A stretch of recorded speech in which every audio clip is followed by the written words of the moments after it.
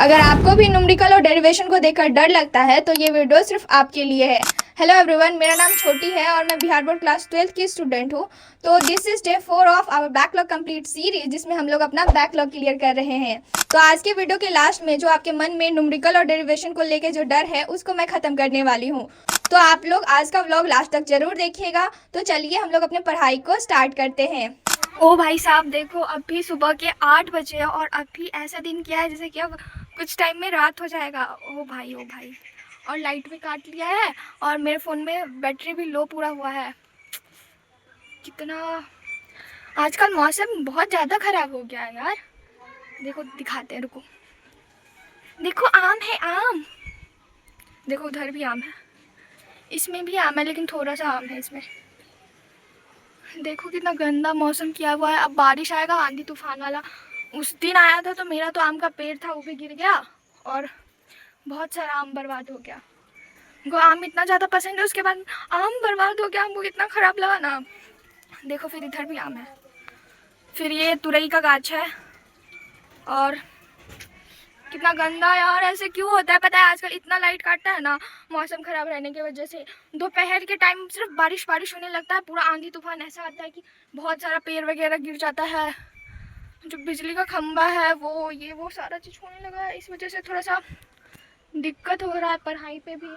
अभी मेरा फ़ोन भी चार्ज नहीं है, क्या ही करे लोग। देखो जब हम लोग का बारी आया ना 12th का, तभी ये सब होता है। पहले तो नहीं हो रहा था, पहले क्लास 11th में थे तो इतना तो नहीं हो रहा था। देखो अब आंधी भी आ गया है, अभी स्टार्ट हो गया है हवा चलना।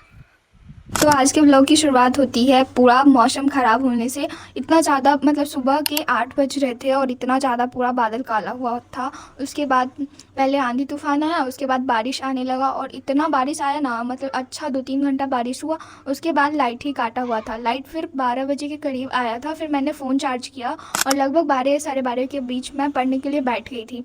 तो अभी मैं इंग्लिश का नोट्स बना रही हूँ, चैप्टर 2 का, सॉन्ग ऑफ माई सेल्फ।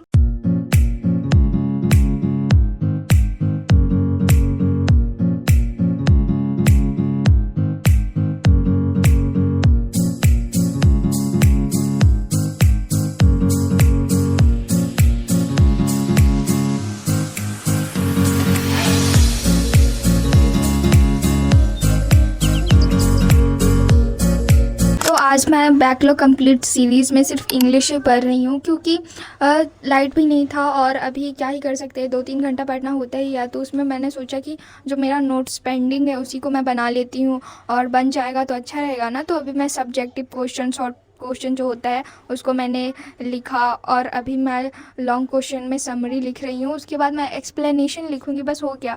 और मुझे आप लोग से कुछ बोलना था कि जैसे कि आप लोग का जो भी डाउट वगैरह होता है आप लोग कमेंट बॉक्स में लिख दिया करो और उस पर बोलो कि दीदी मुझे इस पे वीडियो चाहिए। अगर बहुत ज़्यादा उस टॉपिक पे कमेंट आएगा कि हाँ इसी पे आप वीडियो लाइए, तो मैं उस टॉपिक पे नेक्स्ट वीडियो में लाऊंगी ही, ठीक है। तो आपको जो जो भी डाउट हो वो आप लोग उसमें लिख दीजिएगा, ठीक।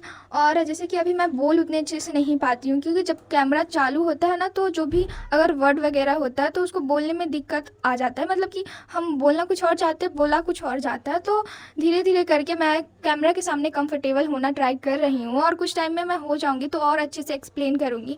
बट अगर अभी मुझे कुछ गलती हो जाती है बोलने में तो उसको इग्नोर किया करो, क्योंकि मैं भी आप लोग की क्लासमेट हूँ, मैं भी आप लोग के जैसी हूँ और मुझे भी प्रॉब्लम्स वगैरह होती है। तो आप लोग को इसको थोड़ा सा लाइटली ही लो, और किसी से भी हो सकता है। तो हमारा अभी स्टडी सेशन कंप्लीट हो गया है। तो आज का स्टडी सेशन हम लोग का कंप्लीट हो चुका है। तो अब चलिए हम लोग न्यूमेरिकल और डेरिवेशन पे आते हैं। तो बहुत सारे लोगों ने मुझसे पूछा है कि दीदी आप न्यूमेरिकल और डेरिवेशन को कैसे सॉल्व करती हो। तो चलो मैं आप सभी को बेसिक से बताती हूँ कि मैं न्यूमेरिकल और डेरिवेशन को कैसे सॉल्व करती हूँ और कैसे उसका प्रैक्टिस करती हूँ। तो सबसे पहले हम लोग बात करते हैं न्यूमेरिकल का। तो बहुत सारे बच्चे न्यूमेरिकल को देख के ही घबरा जाते हैं। तो न्यूमेरिकल को देखकर घबराने की बिल्कुल ज़रूरत नहीं है। तो चलो मैं आप सभी को बताती हूँ कि मैं न्यूमेरिकल कैसे सॉल्व करती हूँ और आप लोग को कैसे करना चाहिए। तो सबसे पहले आप देखो कि क्वेश्चन में क्या क्या दिया हुआ है। हाँ, तो सबसे पहले आपको देखना है कि गिवन क्या क्या दिया हुआ है और उसको अपने कॉपी में लिखो उसके बाद आपको देखना है कि उसमें कौन से फार्मूले का यूज़ होगा, क्योंकि बहुत सारे ऐसे न्यूमेरिकल होते हैं जिनको आप सिर्फ फार्मूला देखकर ही सॉल्व कर लोगे, उसमें ज़्यादा तामझाम करने का ज़रूरत नहीं होता है। अगर आपको पता है कि इसमें ये फार्मूला लगेगा तो वो क्वेश्चन तुरंत सॉल्व हो जाता है। इसलिए पहले गिवन देखना है, उसके बाद हमें फार्मूला देखना है कि कौन सा फार्मूला इसमें यूज़ होगा। तो अब हमारा थर्ड पॉइंट आता है जिसमें हमें वैल्यूज़ को फार्मूला में रखकर उसको हल करना होता है। हाँ, तो जो जो आपको गिवन दिया है उसको आप फार्मूला में रखिए, उसके बाद तो उसको हल कर दीजिए, आपका न्यूमेरिकल बन जाएगा। अगर आपको कैलकुलेशन में प्रॉब्लम है तो थोड़ा सा जैसे टेबल वगैरह हो गया, थोड़ा सा स्क्वायर वगैरह, ये सब आप याद कर लीजिए, उसके बाद कैलकुलेशन में उतना मिस्टेक नहीं होगा, ठीक है। और आप एक न्यूमेरिकल को कम से कम 2-3 बार प्रैक्टिस आराम से कीजिए, 3-4 बार भी कर दीजिएगा तो अच्छा ही बात होगा। तो बेसिक आप एक न्यूमेरिकल को 3 से 4 बार जरूर प्रैक्टिस कीजिएगा, जिसके बाद वो जो न्यूमेरिकल रहेगा और वैसा जितना भी न्यूमेरिकल आएगा वो सारा चीज़ बनने लगेगा आपसे, ठीक है। तो अब हम बात करते हैं डेरिवेशन का। तो डेरिवेशन को रटा नहीं जाता है, आप ये चीज़ अच्छे से जान लो। डेरिवेशन को समझा जाता है और उसका प्रैक्टिस किया जाता है। तो सबसे पहले अगर आप डेरिवेशन सॉल्व कर रहे हो तो ये चीज़ें जान लो कि आप 1 से 2 बार पहले क्वेश्चन को पढ़ो, उसके बाद आप फार्मूला को देखो और स्टेप बाय स्टेप समझो कि ये क्यों हो रहा है, इसके पीछे का रीज़न क्यों है। और अगर उसमें कुछ डायग्राम वगैरह है तो उसको भी देखो, आप उसको देख देख के समझो। और साथ में जो स्टेप होगा उसको 1 से 2 बार या 3 बार उसको लिख लिख के प्रैक्टिस करो।